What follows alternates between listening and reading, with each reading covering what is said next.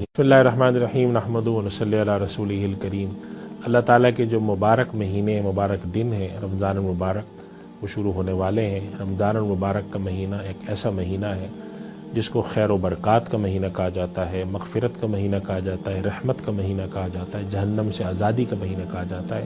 اس مہینے میں اللہ تعالیٰ نے ایک خاص عبادت رمضان المبارک کے روزے اور رکھی ہے۔ روزے تو رمضان کے علاوہ بھی رکھے جا سکتے ہیں، مگر رمضان کے مہینے میں فرض روزے ہوتے ہیں، اور ان روزوں کا اہتمام یہ اللہ تعالیٰ نے اس مہینے میں رکھا ہے۔ پھر اس مہینے میں راتوں کو نوافل جو کہ تراویح کی شکل میں ادا کی جاتی ہیں وہ رکھی ہیں۔ پھر اس مہینے کا قرآن کریم سے تعلق جوڑا ہے۔ پھر اس مہینے میں لیلۃ القدر جیسی نعمت رکھی ہے۔ صحابہ کرام رضوان اللہ علیہم اجمعین نے اللہ کے نبی صلی اللہ علیہ وسلم کی خدمت میں جا کے عرض کیا کہ یا رسول اللہ، پچھلی امتوں کی بڑی بڑی عمریں ہوتی تھیں۔ حضرت نوح علیہ السلام کے بارے میں آتا ہے کہ 950 سال اپنی قوم کو تبلیغ کی، ان کی عمر 950 سال سے زیادہ تھی، بعض روایت میں آتا ہے 1400 سال عمر تھی۔ تو صحابہ کرام نے عرض کیا کہ یا رسول اللہ، جو پچھلی امتیں ہیں ان میں لوگوں کی بڑی عمریں ہوتی تھیں، 200 300 سال، وہ عبادت بھی خوب کیا کرتے تھے، ہماری اوسط عمریں تو کم ہیں، تو ہم عمل کے اعتبار سے کم رہ جائیں گے۔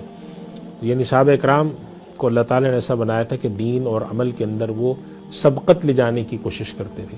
تو انہوں نے عرض کیا کہ اللہ کے رسول صلی اللہ علیہ وسلم سے کہ یا رسول اللہ، ہم تو پھر ہمارے اعمال تو کم رہ جائیں گے۔ تو پھر اللہ تعالیٰ نے لیلۃ القدر کی نعمت عطا فرمائی، جس کو فرمایا کہ خیر من الف شہر، الف شہر ہزار مہینے سے بہتر ہے۔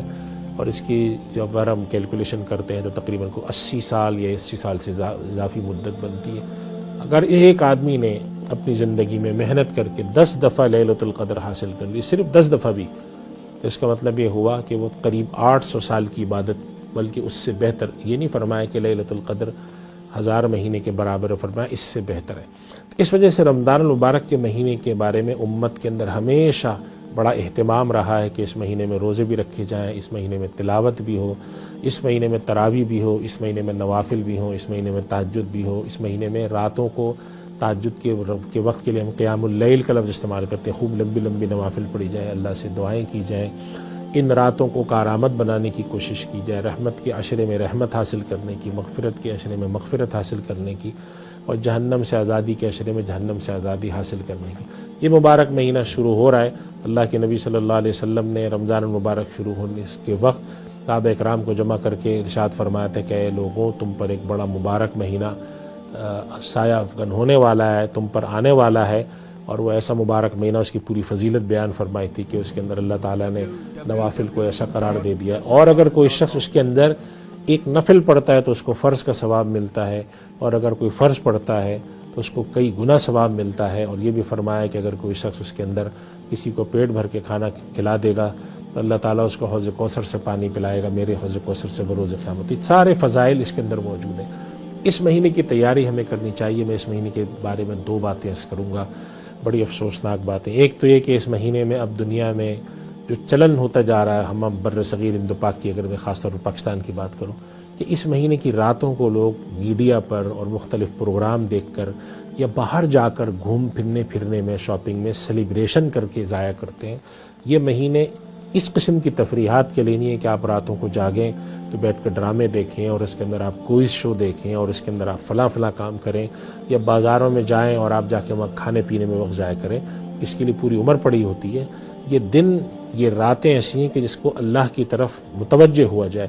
جو راتیں اور دن اللہ کی طرف متوجہ ہونے کے، ان کو بھی کھانے پینے کے اندر اگر لٹایا جائے، ان کا کام بھی کھانے پینے میں کر دیا جائے، تو یہ بڑی افسوسناک بات ہے، بڑی شرمناک بات ہے۔ اس کی ہمیں فکر ہونی چاہیے، ہر والد کو فکر ہونی چاہیے۔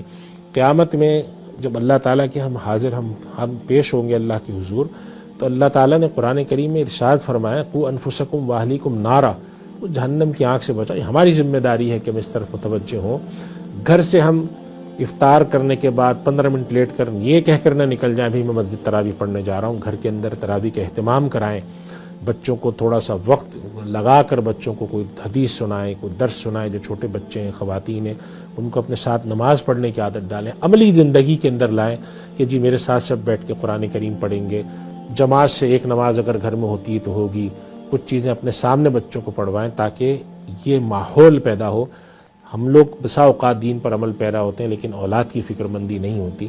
اس کی فکر مندی ہونی چاہیے۔ صحیح معنوں میں رمضان کو اپنے لیے نجات کا سبب بنائیں، اس کے اندر ہم میلے ٹھیلے کریں، ہم اس میں تفریح کریں، کوئی شو میں جائیں، اور پھر جو لوگ میڈیا کے ساتھ وابستہ ہیں ان سے بھی ہم کئی دفعہ یہ مؤدبانہ گزارش کر سکیں کہ اس چیز کو سوچیں کہ اللہ کی بارگاہ میں پیش ہونا ہے، ہر چیز کو دنیا کا ذریعہ نہ بنائیں، اور اس کے اندر اس قسم کے ایسے پروگرام نہ لائیں کہ جن کے بارے میں گفتگو کرتے ہوئے بھی انسان شرمائے، اور انسان کو فکر لاحق ہو کہ یہ کس طرح کی تعظیم اور تکریم ہے ان مبارک راتوں میں کہ جس کے اندر تعظیم و تکریم کا کوئی نام نہیں ہے، جس کے اندر شور اور غل کا نام ہے۔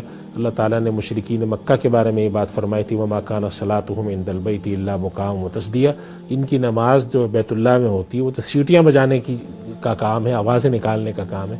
ہم بھی آج اسی طرح کے کام کر کر اپنے آپ پر یہ مہر ثبت کر رہے ہیں، ہمیں اس کے بارے میں فکر مند ہونا چاہیے۔ اللہ تعالیٰ ہمیں عمل کی توفیق عطا فرمائے۔ وآخر دعوانا الحمدللہ رب العالمین۔